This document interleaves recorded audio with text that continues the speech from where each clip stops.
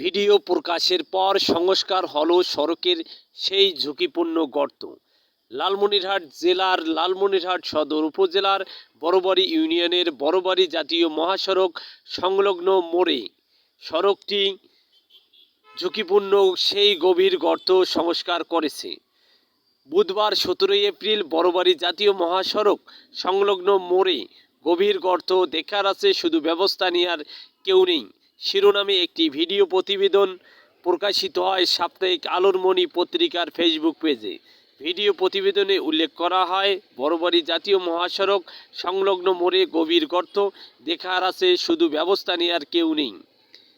Video প্রতিবেদনের মাধ্যমে জানতে পেরে রাস্তার সেই গভীর গর্তটি সংস্কার করেছে।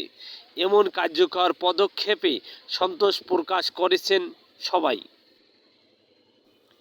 M R Rashed, Lalmonirhat.